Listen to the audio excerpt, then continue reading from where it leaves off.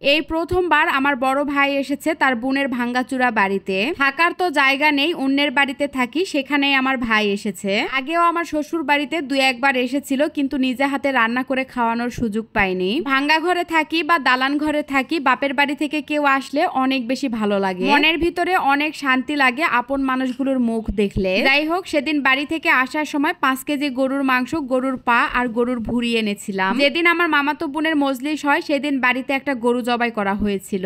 মাংসগুলো বেশ ভালো ছিল, তাই আপনাদের ভাইয়াকে ফোন দিয়ে বলেছিলাম কিছু মাংস নেওয়ার জন্য। সে আবার বলেছিল বেশি না 5 কেজি মাংস নিয়ে আসতে। আমার ভাই আবার গরুর পুরা ভুঁড়িটা নিয়েছে। আমি যেহেতু গরুর ভুঁড়ি আর পা খেতে পছন্দ করি, তাই ভাই আবার গরুর ভুঁড়ি এবং পাও দিয়েছে। মাংসগুলো কিনে আমি ফ্রিজে রেখে দিয়েছিলাম। আসার পরে জমাট খুলে আবারও নতুন করে প্যাকেট করে ফ্রিজে রেখে দিলাম। পরের দিন সকাল থেকে আমাদের নতুন বাড়িতে ছাদ দেওয়ার কাজ শুরু হয়েছে। যেহেতু বাড়িতে ছাদ দেওয়া হচ্ছে, তাই আমার ভাইকে বলেছিলাম বাড়িতে যেদিন ছাদ দেওয়া হবে সেদিন যেন আসে। ছাদের ওয়ালিং এর কাজ শেষ করতে করতে দুপুরবেলা আমার ভাইও চলে এসেছে। জানেন, আমার মেজো ভাইয়ের খুব ইচ্ছে ছিল ঈদে বাড়িতে এসে আমার শখের বাড়িটা দেখতে আসবে, কিন্তু আমার ভাইয়ের বাড়িটা দেখার ভাগ্য হয়নি। আমার ভাইয়ের যেহেতু বেড়ানোর কোনো জায়গা ছিল না, তাই আমি তার জন্য আলাদা একটা ঘরও বানিয়েছিলাম। এই কথাটাও আমার ভাইকে জানানোর সুযোগ পাইনি যে তোর জন্য আলাদা একটা ঘরও বানিয়েছি। তাকে বলতে পারিনি তুই আমার শ্বশুর বাড়িতে না, আমার নিজের বাড়িতে এসে থাকবি। যাই হোক, মেজো ভাইয়ের পরিবর্তে আজকে আমার বড় ভাই এসেছে,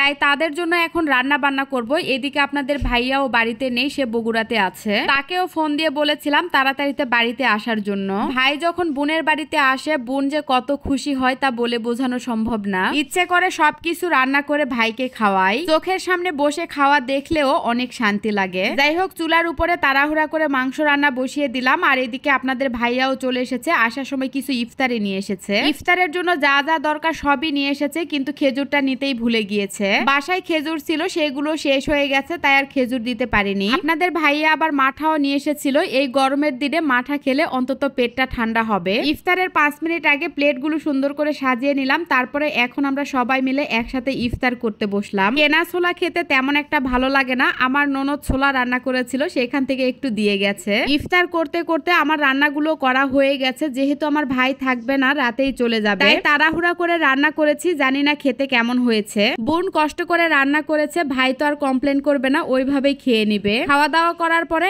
এখন আমার ভাই চলে যাচ্ছে। অনেকবার থাকতে বললাম এত রাতে যেতে দিব না, কিন্তু তারা থাকবেই না, বাড়িতে নাকি অনেক কাজ আছে। আমার ভাই কষ্ট করে এসেছিল ঠিকই, কিন্তু সেই দিন আর বাড়িতে ছাদ দেওয়া হয়নি, কারণ ইট ভাঙ্গা ছিল না। ইট ভাঙ্গার মেশিন নষ্ট হওয়ার কারণে আর ইট ভাঙ্গানো যায়নি। পরের দিন সকালবেলা আবারও রান্না করছি আলুর ভর্তা আর সাথে ডাল। সকাল 7টার দিকে ইট ভাঙ্গার মেশিন এসেছে আর সাথে 5 জন লোকও এসেছে। গত ভিডিওতে আপনাদেরকে দেখিয়েছিলাম তাদের জন্য রান্না বান্না করেছিলাম, কিন্তু তারা আসেনি, যার জন্য আর খাওয়ানো হয়নি। সেই খাবারগুলো তো সবার বাড়ি বাড়ি বিলিয়ে দিয়ে এসেছিলাম। আজকে নতুন করে আবারও রান্না করে খাওয়াতে হচ্ছে। রান্না বসিয়ে দিয়ে একটা চাচিকে দায়িত্ব দিয়েছিলাম, আর এদিকে আমি বাজারে এসেছিলাম বাজার করার জন্য। যেহেতু আজকেই ছাদ দেওয়া হবে, তাই 20-25 জন মানুষকে আবার রান্না করে খাওয়াতে হবে, তাই সকালে গিয়ে বাজারগুলো করে নিয়ে আসলাম। বাজার থেকে এসে দেখি চাচি ডাল আলুর ভর্তা করে ভাত রান্না করে মিস্ত্রিদেরকে খেতে দিয়েছে। ঘরে তো জায়গা নেই, তাই বাইরে একটা চট বিছিয়ে দিয়েছে, সেখানে বসে সবাই মিলে একসাথে ভাত খাচ্ছে। যাই হোক, আজকের মতো এখানেই বিদায় নিচ্ছি। সবাই ভালো থাকবেন, সুস্থ থাকবেন, আর ভিডিওটা ভালো লাগলে অবশ্যই শেয়ার করবেন। আল্লাহ হাফেজ, টাটা।